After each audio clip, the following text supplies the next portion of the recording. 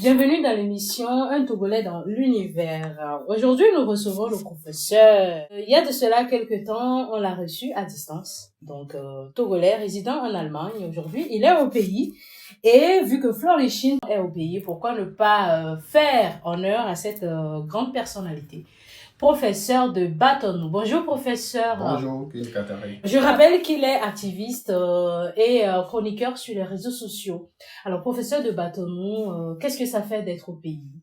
Ah ben, c'est la joie, parce que quand on est hors du pays, il y a la nostalgie. Donc, on ne peut pas définir ce que c'est que d'être au pays. C'est ça. La bonne bouffe. C'est ça, la pâte. La famille, les amis, les followers. Donc, c'est un sentiment qu'on ne peut pas définir. Tout à fait. Tout à fait.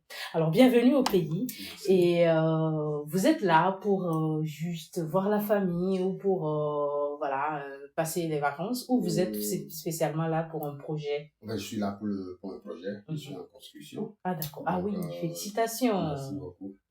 Donc, j'ai aussi reçu 3 invitations à la radio Canal FM. Ok. J'ai fait des émissions là-bas avec David Agouati, avec Dalélé.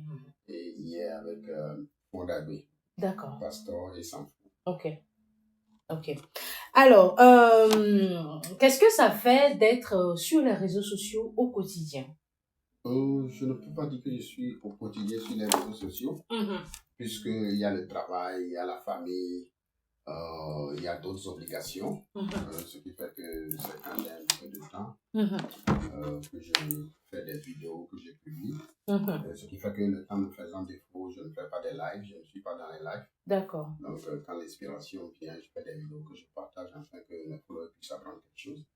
En dehors des réseaux sociaux, TikTok et YouTube, puisque je ne suis pas sur Facebook. En dehors de ces 2 réseaux sociaux, TikTok et Facebook, TikTok et YouTube. Yeah. Je partage aussi des audios sur WhatsApp. Ok, ouais, tout à fait. Alors, vos vidéos sont parfois très, très, très poignantes pour des gens qui n'aiment pas forcément la vérité. Il y en a qui aiment la vérité, mais qui le cachent ou qui n'aiment pas forcément le dire tout dru comme ça. Et moi, je vous connais, vous êtes...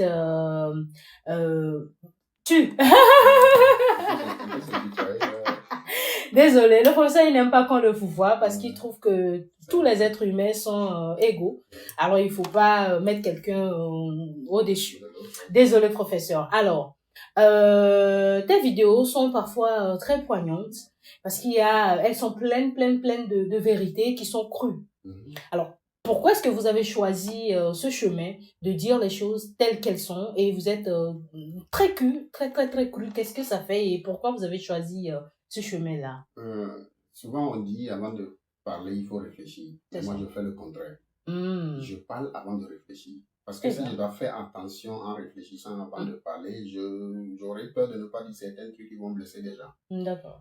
Il y a mon chanteur préféré que je considère comme mon père spirituel, Robert Nesta Marley, alias Bob Marley, qui disait « Mes chansons sont comme des habits que j'ai cousus. Si tu te vois dedans, c'est pour toi. » Donc, tout ce que je dis, si quelqu'un se voit dedans et qu'il se fâche, là, je ne suis pas désolé. Donc, c'est pour lui. Alors, je comprends. Est-ce que vous n'avez pas peur de blesser les gens à travers vos vidéos? On peut blesser positivement quelqu'un. Mieux vaut dire la vérité à quelqu'un que de lui mentir. Oui, tout à fait. Moi, je préfère dire la vérité. Ce que j'attends des gens, c'est qu'ils me disent que ce que tu dis, ça ne tient pas, que c'est un mensonge. Mais me dire qu'on ne doit pas dire ça, on ne parle pas comme ça. Faut faire attention. Ça ne se dit pas, non. D'accord. Et le professeur, il n'a pas peur des tabous. Hein. Ça sort comme ça sort, ça va.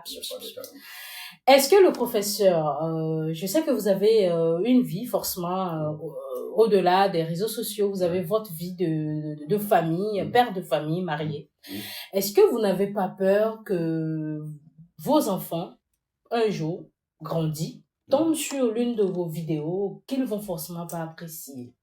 Ce que je regrette le plus, c'est l'avènement des réseaux sociaux quand Facebook était sorti. On était tous fous à cause à ça, on se faisait des clashs. Mais arrivé à un moment, je me suis ressaisi, je me suis dit non, c'est pas mon milieu, c'est pas mon truc. Donc j'ai quitté Facebook. Raison pour laquelle quand je vois nos compatriotes, surtout ceux qui se disent artistes, chanteurs, se tirer des balles réelles. Blogueurs aussi. Des blogueurs aussi, ça me fait un peu pitié. C'est ça. J'ai pas peur que, peut-être qu'il y a des vidéos de moi quand j'étais sur Facebook qui feront peut-être un peu honte à mes enfants, ça je l'assume, et je regrette m'être mêlé de certains trucs sur Facebook, que je ne ferai plus jamais. Mais les vidéos que je fais aujourd'hui sur TikTok, c'est des vidéos instructives. Donc, je ne vois pas que mes enfants ont quelque chose à me regretter. Donc, il y a ma femme qui me suit, sa famille qui me suit. Mes enfants savent que je suis un chroniqueur sur les réseaux sociaux. Et ils aiment aussi ce que je fais. C'est ça. Donc, je ne peux pas dire que demain mes enfants regretteraient quelque chose que je fais sur TikTok actuellement. D'accord. Alors, étant activiste et blogueur, comment est-ce que le professeur arrive à jumeler les deux vies, je veux dire la vie de chroniqueur sur les réseaux sociaux et la vie de père de famille? Je mets plus de temps pour ma famille que pour les réseaux sociaux. D'accord. Parce qu'il arrive des fois 3, 4, 5 jours, une semaine, 2 semaines, que mes followers n'entendent rien de moi. C'est ça. Là, c'est la famille qui prime. Donc, quand j'ai un peu de temps et que l'inspiration est venue, rapidement, je fais une vidéo que je partage, des audios de presque 20 minutes. D'accord. Que je partage sur le réseau social WhatsApp. D'accord. Mais je ne prive pas ma famille à cause de ma vie sur les réseaux sociaux. Donc, la famille, pour moi, c'est la priorité. D'accord. La famille est importante. D'accord. Alors, est-ce que les réseaux sociaux rapportent? Moi, personnellement, depuis que je suis sur TikTok, c'est 25 euros, ils ont dit que j'ai. Ils ont mis à ma disposition. C'est pour ça que quand les gens disent de monétiser leur compte, tout ça là, non, c'est pas ça. Parce que quand tu as l'idée en tête de gagner de l'argent à travers les réseaux sociaux sans vendre quelque chose, tout simplement parce que tu veux monétiser tes vidéos, c'est là où tu seras forcé, condamné de faire des trucs qui ne sont pas forcément dans ta ligne directive. Pour pouvoir avoir des vues, des likes, et monétiser son compte. Moi, je travaille. Je travaille, donc je ne vis pas des réseaux sociaux. D'accord. Ok. Professeur travail, alors vous vous exercez dans quoi? Je suis conseiller client dans une société qui s'appelle Transcom Rostock. D'accord. Donc, quand les gens tapent Transcom Rostock, ils vont voir ça. Mais nous travaillons pour une société fluviale qui s'appelle Scandlines. Moi, je suis au bureau. Quand vous voulez faire, c'est comme une agence de voyage. Là, c'est pas par avion, mais c'est par bateau. Ok. Donc, quand les clients n'arrivent pas à faire leur réservation en ligne, qu'ils ont fait des fautes ou bien n'arrivent pas à procéder à la réservation, ils nous appellent. D'accord. Moi, je les conseille, je les guide comment faire la réservation en ligne. D'accord. Donc, je suis conseiller client, ça fait 10 ans que je suis dans la boîte. D'accord. Donc, alors, 5 ans, 10 ans, 20 ans, près de 30 ans que vous êtes en Allemagne. Ça fait 28 ans. 28 ans, plus précisément. Ça fait beaucoup. Et aujourd'hui, vous êtes en projet, vous êtes en construction au pays. Est-ce que vous conseillez forcément la réalisation construire, avoir des projets au pays étant ailleurs?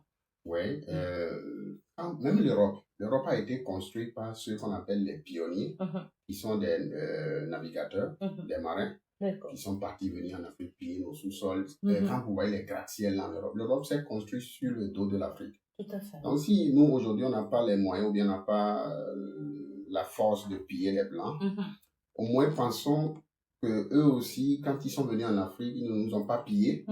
Prendre nos richesses, l'or, tout ça là qu'ils ont pris, mettre au cou, porter nos habits traditionnels, faire comme s'ils sont des grands. C'est ce que nous faisons, c'est le contraire que nous faisons. Quand l'Africain part à l'étranger, c'est pour s'habiller, mettre des costards, des grosses marques et tout. Et ils oublient qu'ils vont vieillir après, personne ne dort dans ses costards, dans ses chaussures. Il faut réaliser chez soi. Très bien. Parce qu'on ne va pas laisser le Togo à des étrangers pour qu'ils viennent construire le Togo pour nous. C'est nous, Togolais à l'étranger, qui devons construire le Togo. Et la diaspora, presque dans tous les pays, c'est la diaspora qui a construit ces pays-là. Ceux qui sont à l'étranger. Parce que l'argent que la diaspora envoie au pays, je crois que c'est plus... Il y a un taux qu'on a donné la dernière fois. C'est beaucoup d'argent. Beaucoup d'argent. Donc... moi, je suis fier de faire quelque chose chez moi parce que j'ai des projets. Revenir m'installer au pays, faire un peu la politique. Donc, je suis en train de me préparer pour l'année prochaine. Peut-être déposer la candidature pour devenir député, pour devenir maire, quelque chose comme ça. Parce que le savoir que j'ai appris chez les Allemands, je veux le mettre à la disposition de mes frères togolais. Je veux inculquer d'autres valeurs, plus les valeurs que nous avons ici chez nous, à mes frères, comment respecter sa femme, comment s'occuper de ses enfants, aller voter chaque fois, même si vous n'êtes pas d'accord de ce qui se passe. Parce que quand les gens ne votent pas, c'est ça qui fait que les politiques font ce qu'ils veulent. Tout à fait. Donc, il y a des trucs que je veux amener au pays. Donc, c'est un projet. J'espère que cela se réaliserait. Amen.